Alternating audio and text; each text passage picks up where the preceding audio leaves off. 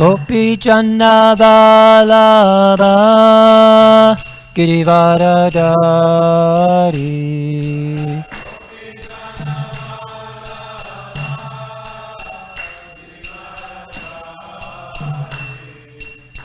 Yashodanandana Prajajana Ranjana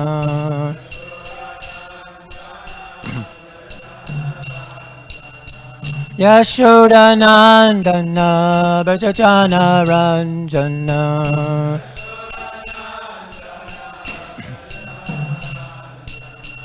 Yamuna Tira Vanachari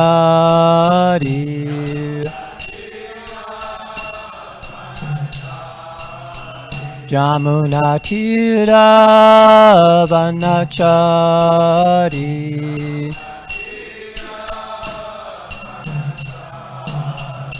Jayo Radha Madhava Kunja Bihari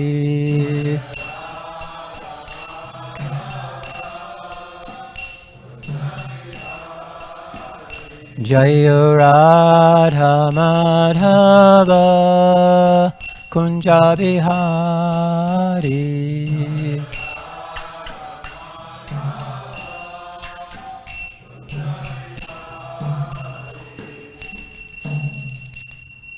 Jai Om Vishnupad Padamamsa Parvajagacharya Astro Tarasata Srishimad His Divine Grace A.C. Bhaktivedanta Swami Prabhupada Ki Jai.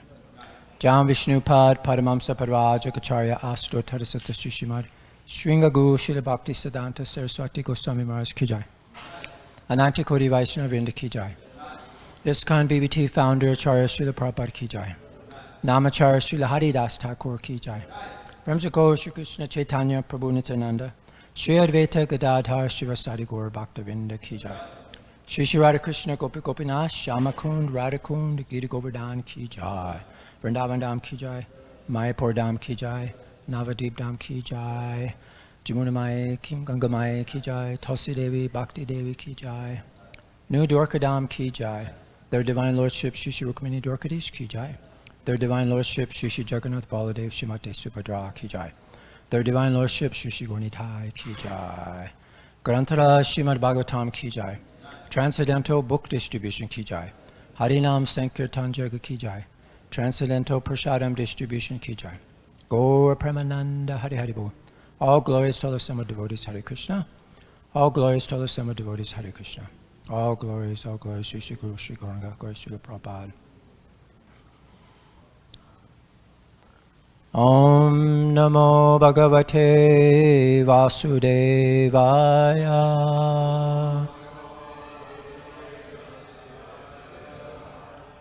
Om Namo Bhagavate Vasudevaya.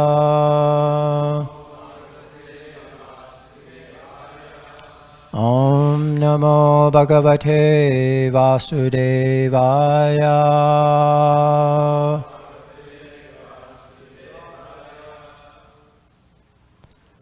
Thank you for the opportunity to speak, and welcome to Srimad Bhagavatam. Today we're studying the third canto, chapter 20, Conversations between Maitreya and Vidura. And you can see here we're going to be studying the Devatas in this chapter and also the Adevans. And you could guess who those are on the right side. Okay, so we'll just dive right into it here. Devastanaho sambigno mamam jaksata raksata aho me yaksha rakshamsi prajayuyam babuvita devastanaha sambigno mamam jaksata rakshata aho me yaksha rakshami prajayuyam babuvita devastanaha sambigno Mamam Jakshata Rakshata. Aho me yaksha rakshamsi. Prajayuyam babuvita.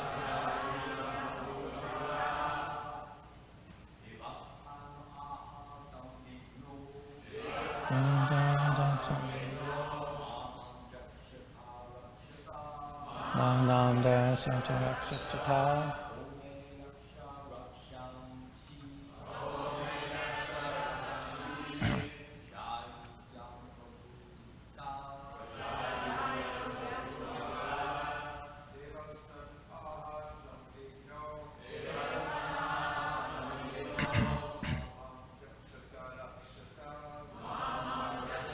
Jakshata.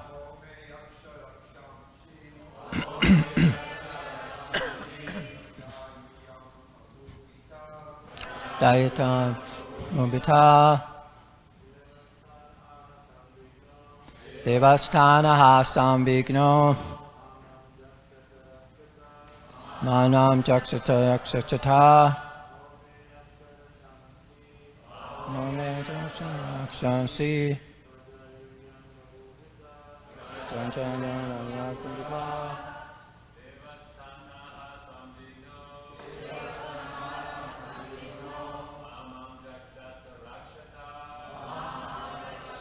Rakshata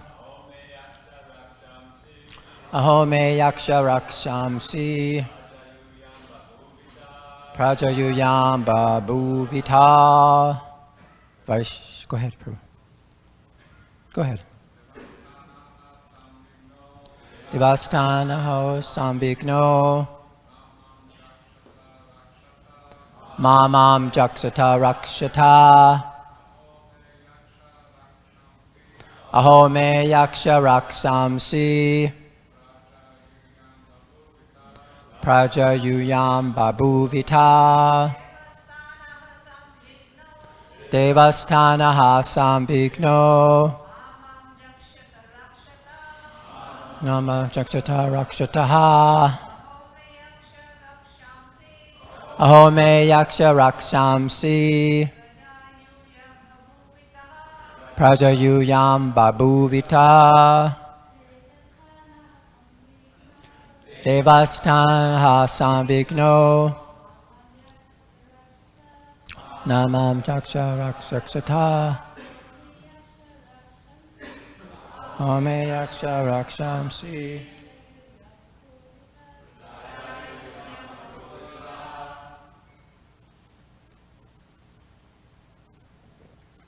Deva, Lord Brahma, Tan, to them. Aha, said. Sambhigna, being anxious. Ma, do not. Mam, me. Jakshata, eat. Rakshata, protect. Aho, oh, me, my. Yaksha rakshamsi, oh yakshas and rakshashas. Praja, sons. Yuyam, you. Babuvita, were born. Translation and purport by Srila Prabhupada. Brahma, the head of the demigods, full of anxiety, asked them, do not eat me, but protect me. You are born for me and have become my sons. Therefore you are Rakshashas, Yakshas and Rakshashas. Jai. Purport. The demons who were born from the body of Brahma were called Yakshas and Rakshashas, because some of them cried out that Brahma should be eaten, and others cried out that he should not be protected. The ones who said that he should be eaten were called Yakshas, And the ones who said that he should not be protected became Rakshashas, man-eaters. The two, Yakshas and Rakshashas, are the original creation by Brahma and are represented even until today in the uncivilized men who are scattered all over the universe. They are born of the mode of ignorance, and therefore, because of their behavior, they are called Rakshashas, or man-eaters. Om Jnanantamananda Gnananjana Salakaya Chakshus Unmilitamena Tasmai Shri Gurave Namaha Shri Chaitanya Manobhistam Stapitam Yena Bhutale Swayam Upakadamayam Dadati Swapadantikam. Jai Shri Krishna Chaitanya Prabhu Nityananda Shri Advaita Gadadhar Shivasari Gaur Bhaktavinda. Hare Krishna, Krishna Krishna, Hare Hare. Hare Rama, Rama Rama, Hare Hare. Vanchakopa Tubhischa Kripa Sindhu Bevacha Patitanam Pavanebhyo Vaishnavebhyo Namo Namaha. Okay, so the verse again. Brahma, the head of the demigods, full of anxiety, asked them, "Do not eat me, but protect me. You are born for me and have become my sons. Therefore you are Yakshas and Rakshashas." So we see here the Rakshas and the Yakshas, and also along with the demigods here. So this is what's being described in this canto, the creation of Lord Brahma. This is the Visarga, right? There's the Sarga and the Visarga. So there's some interesting things we could share about this particular verse and this chapter. So in the Narayan Kavacha, there's a mantra we could chant to become protected from the demons and fear from ghosts and different things. And this is how the verse goes. This is in the 6th canto. O club in the hand of the Supreme Personality Godhead, you produce sparks of fire as powerful as thunderbolts, and you're extremely dear to the Lord. I am also his servant. Therefore kindly help me pound to pieces the evil living beings known as Kusmandas, Vinayakas, Yakshas, Rakshashas, Bhutas, and Grahas. Please pulverize them. So we may be fearful of all these demons and great personalities, but we can see here in this particular image, sometimes the demigods and the demons, they cooperate to produce something that's the nectar of immortality. So everybody's looking for this nectar to become happy and pleased and nourished, but they don't know what the real nectar is, and that's what we'll discuss today, about this real nectar. So another quote here, this is from the, where is it from? From the 7th canto, 1st chapter. When the quality of goodness is prominent, the sages and the demigods flourish with the help of that quality, with which they are infused and surcharged by the Supreme Lord. Similarly, when the mode of passion is prominent, the demons flourish. And when ignorance is prominent, the Yakshas and Rakshashas flourish. The Supreme Personality Godhead is present in everyone's heart, fostering the reactions of Sattva Guna, Rajaguna, and Tamaguna. So you just see, Krishna is equal to everyone. And according to our consciousness, actually the mind is so powerful, it's described that it activates the 3 modes of material nature. It has godlike power.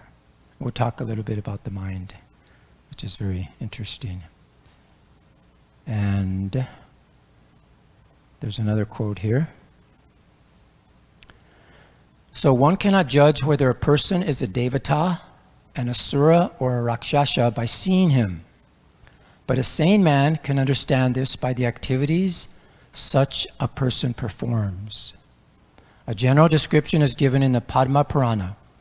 Vishnu Bhakta Smriti Daiva Asuras Tad Viparyaya. A devotee of Lord Vishnu is a demigod, whereas an asura or yaksha is just the opposite. An asura is not a devotee of Lord Vishnu. Instead, for his sense gratification, he is a devotee of the demigods, bhutas, pretas, and so on. Thus, one can judge who is a devata, who is a rakshasa, and who is an asura by how they conduct their activities. So you can see, we walk down the street. Actually, we're in a culture of rakshasas, demons. Not necessarily these rakshasas, you see people jumping on each other and eating them, but actually not too far away, because they're, eating very abominable habits. So we'll talk the importance of what we eat, what we use the mouth for. Again, it's describing here, by external features, one cannot understand who is favored by Krishna and who is not. According to one's attitude, Krishna becomes one's direct advisor. So it's your attitude. Or Krishna becomes unknown. This is not Krishna's partiality. It is his response to one's ability to understand him. According to one's receptiveness, whether one be a devata, asura, yaksha, or rakshasa, Krishna's quality is proportionately exhibited. This proportionate exhibition of Krishna's power is misunderstood by less intelligent men to be Krishna's partiality, but actually it is no such thing. Krishna is equal to everyone, and according to one's ability to receive the favor of Krishna, one advances in Krishna consciousness. So just see, this is our decision. It's up to us, and Krishna is equal. And he's so kind, he creates this entire universe with so many different types of living entities. And according to their desires, they get a particular situation in a body. So that's amazing. So anyway, just to give you a little idea of the chapter here. This may take a little while to, is it clear? Sometimes, yeah, I guess it's clear. So so here we are on this 20th chapter, conversation between Maitreya and Vidura.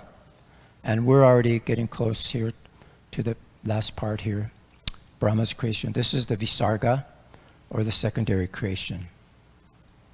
And then here, we're just finishing up the creation of the Yakshas and Rakshasas. And then we'll see there'll be creation of the Devatas and the demigods and different creations by Lord Brahma. So this is the task. What a task he has. And to create all these living entities.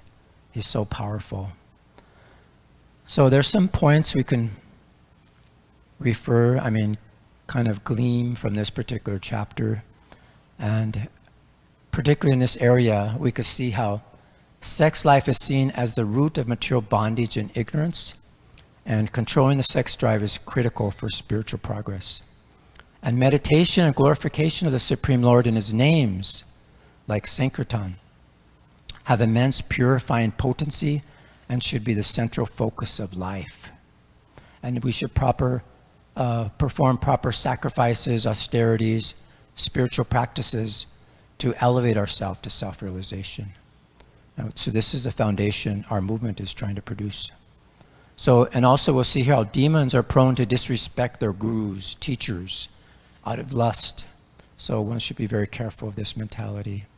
But we should have association with pure devotees of Krishna. That's essential for advancement. And prayers for protection from these demons are there. We mentioned one prayer. So in summary, this ancient Vedic science, you could say, it contains timeless messages about the problems that are plaguing our human consciousness and the solutions for individuals and social upliftment. So we should do well to apply these teachings that we're going to learn. So going on here, we could see the task of Lord Brahma, how he's creating these different, as we see here in this, we're going to see the verses where it's, and then the mentality, that created this particular situation, and what the created beings are, and the possession accepted by these beings. So as we see here, we're just studying now how from ignorance the shadow, the yakshasas and rakshasas are created. And then it just goes on and on. How from goodness, we're going to see in the next verse, the devatas, and they take possession of the day. And then we see how from Lord Brahma's buttocks, the demons are born. And they take possession of twilight. And you see, a lust like that. And then from the beauty, we'll see the Gandharvas, the Apsaras are created, and they take possession of the moonlight. And then we'll see from just his laziness, the bhutas and the pisachas are created, and they attack impure persons. So these are all the problems also caused by these living entities to one another. And then from the invisible form and his power of Lord Brahma, the Pritis and the Sadyas, and so they're all created, and they accept the Shraddha offerings. And then we see here it's described here, the Antardakshina. Yeah. The Siddhas and the Vidyaharas are created, and they are invisible. And then even just from his reflection, the Kimpurushas and the Kimanars are born. So they praise Brahma in the dawn. And so we see from anger, his hair, his hands, his legs, snakes, serpents, and they take shelter of cruelty, you see. And then from his own form, the Manus are created. We'll see how, and they take shelter of the sacrifices and the rites. And then from all the parts of his body, the great sages, and they take shelter of the different forms that you can see here. So this is very interesting. So we talked about the mind. So the mind is considered to be the Manu Rata. It's like, as described here, the mental chariot. It's like a restless chariot, and it drives the soul through endless desires and suffering. And we get lost in chasing this momentary sense gratification, and we will remain perpetually anxious, without any shelter or peace, just going from here and here. It's very powerful, this mind. But we see the mind needs to take shelter, and who is the greatest shelter but the pure devotees? And we see great kings like King Pachini Barhi here. He took shelter of Narada. And what did he say about the mind? He said, "O king, all good fortune unto you.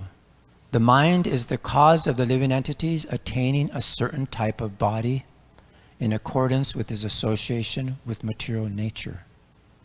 According to one's mental composition, one can understand what the living entity was in his past life, as well as what kind of body he will have in the future. The mind indicates the past and future bodies." So we see here, it's proven. So in summary, the mind, it agitates the living entity through chasing endless material desires.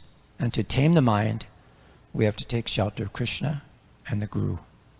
So that will provide, and they provide spiritual engagement and protection for us. So here we see the king, and this is the king's duty. He's inquiring about spiritual life, and he should act as a guardian of the citizens by teaching them the proper goal of life, self-realization, God-realization. And they should give advice from the scriptures and be equal to all the citizens. So this is all described here. We'll see the duties of kings. They should act as benevolent caretakers and upholders of religious principles, focused on spiritual education and gradual elevation of the citizens, rather than contamination by falsely punishing them or promoting irreligion. So we see there's another metaphor.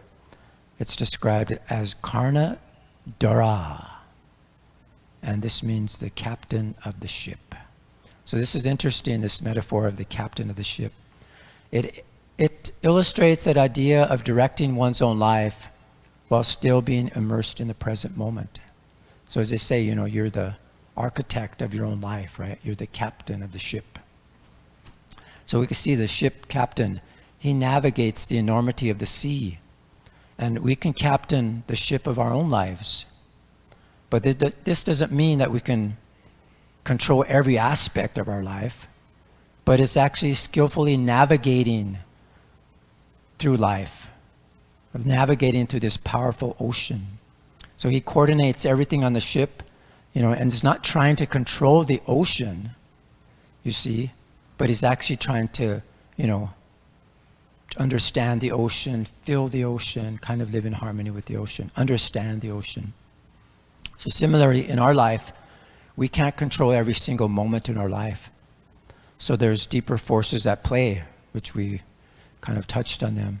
But when we cultivate understanding who we are, we tap into our intuition, tap into the knowledge given by the guru, by the sages, and then we gain wisdom and we learn how best to steer the ship.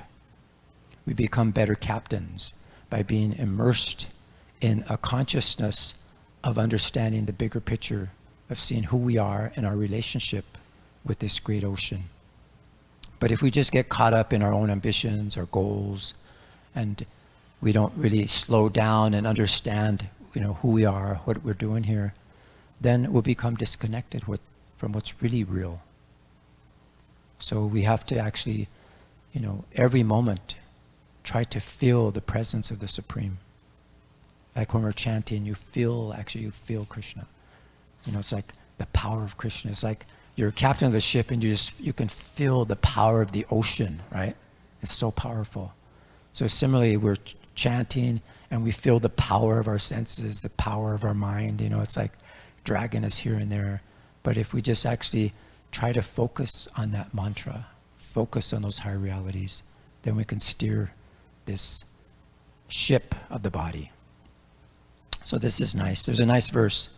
We think we have met your goodness by the will of providence, just so that we may accept you as captain of the ship for those who desire to cross the difficult ocean of Kali, which deteriorates all the good qualities of the human being. So there's a nice clip where Srila Prabhupada talks about this, and I'd like to play that here and see if you can hear it.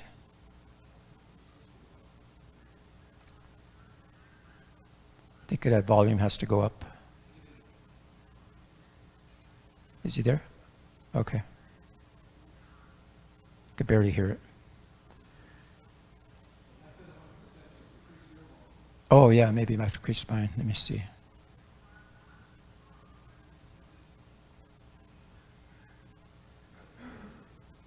I don't know how. Oh yeah, let's see if I could do it from here.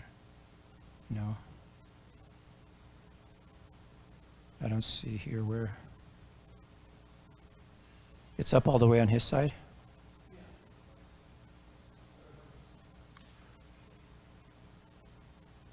I'm not sure how to do that.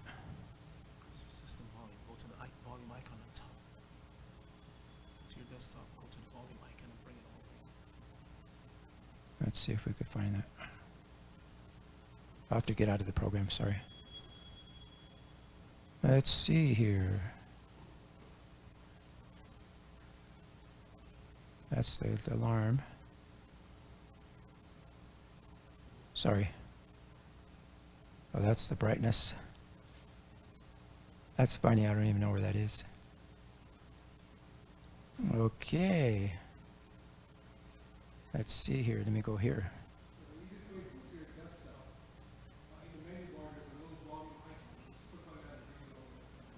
Here it is. Oh, that's alarms.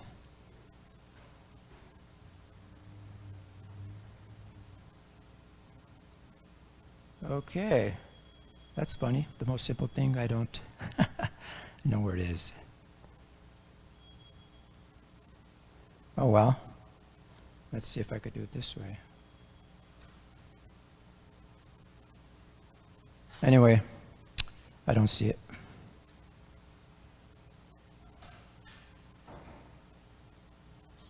Govinda. No, there isn't actually. Actually, maybe there is. Let me see. Yeah, it looks like it's up all the way. There you go. Okay, let's try it now, see if it works. Oops, we go to the next slide.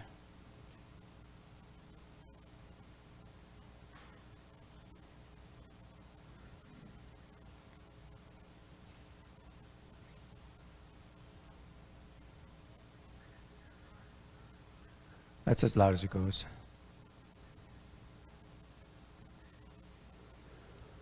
So Srila Prabhupada's talking about how the material world is not required by you and me, because we're actually people of the land. So if you want to cross the ocean, you need a good boat, and this body is a good boat to cross the ocean. And you need a good captain of the ship to cross the ocean. And if you have a good captain and favorable winds, then you could ply across the ocean very smoothly. So we have to take advantage of the spiritual master and the favorable winds of his instructions of the guru and the spiritual master. So anyway, sorry. I just want to get another voice in there, Srila Prabhupada, but you could barely hear him. Sorry about that. So we talked about the universe, and we're talking about the yakshas and the rakshasas. And so you can see the earth planet there, but they live, as Druta Karma said yesterday, right above the earth planet. And it's right there, you can see it's circled right there, where it's showing. And that's where they reside. So we see this huge universal body and all these different places where people could live according to the body that they desire with their mind. So it's amazing. So as we mentioned, so as above, so below. So there's macro and also there's micro. So even within our own body, there's a universe. And this is actually brought out here. There's a very interesting book. I don't know if you've seen it, but it's called the Gayatri Mantra by Satchidananda Swami. And it describes very nicely about how within the body, he described all the different chakras, how they represent the different places. And so these are the Mahaviharitis, and how they represent the three planes of the material existence. So namely the senses, the mind, and the intelligence. And he suggests this. He says the first plane is Bhu, is a world of our experience, like Bhuloka, the place where we're physically present. And this is a plane where the 10 senses interact with the sense objects. And then the next plane is the Bhuvaha, is a world of mental activity. And it's the subtle world of previous samskaras, impressions, and things like that. And then above that is the Burloka, is Swarloka, the world of intelligence. And that's the mental world. And that's, ruled by acceptance and rejection. So in this way, we can see our own universe in this Bhuva, Swa. And it's our own microcosm of the senses, the mind, and the intelligence. So there's yogis that they can actually elevate the soul through these different chakras, and they could leave the body and go anywhere they want. So here's what's described. I'll show you here now. So we're going to talk about the Brahma Gayatri, which Lord Brahma actually uses this creation, and also we can chant this Gayatri, and many yogis use this Brahma Gayatri to go to different and elevate the consciousness and to see that in different places in the body. So if we go here first to the Muladhara, that's the pelvis, that's like Burloka, and this shows the Loka, it's Bhuloka. So this is the chakra that it represents. Then if we go up here again, we go to the lower abdomen, that's the Swadhisthana chakra, and that we could go to Bhuvaha. And then as we elevate, we go to Swa, which is the Manipur, the solar plexus, go to Swaha. These are the lokas. And then the Tat Savitur, this is the mantra, we're chanting the words of the mantra. And then this goes to the Anhata, the heart area. You see, and then that takes us to the Mahar, which it represents that. And then we go to here the Varenyam, And this is the throat area, the Visuddha, and that takes us to Jana. And then we see, here we go to the Agya, which is the forehead, the Bhargo Devasha, this is the mantra. And then the place that you go to is the Tapa Loka. And then above that is the Sahasra, the Dio Yo, and that takes us to that's the top of the head, that takes us to Satya Loka. So you could see here in the same way, we chant these mantras, we can help raise the consciousness along these chakras, starting from the lowest level, the central plane, and ending to the highest, the 1,000-petal, chakra at the top of the head. And actually, Lord Krishna describes a similar process to Uddhava in the 11th canto. He says, beginning from the Muladhara chakra, one should move the air continuously upward like the fibers in the lotus stalk, until one reaches the heart where the sacred syllable Om is situated, like the sound of a bell. And one should thus continue raising the sacred syllable upward the distance of 12 angulas, and there the Omkar should be joined together with the 15 vibrations produced with the Anusvara. So you can see, it's very difficult, it's not easy.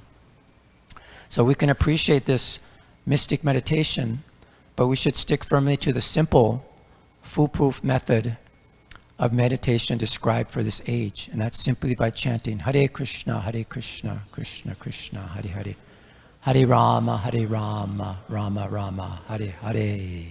So just showing you how mystic yoga illustrates the Brahma Gayatri mantra and how it works on different levels of existence. This is very interesting.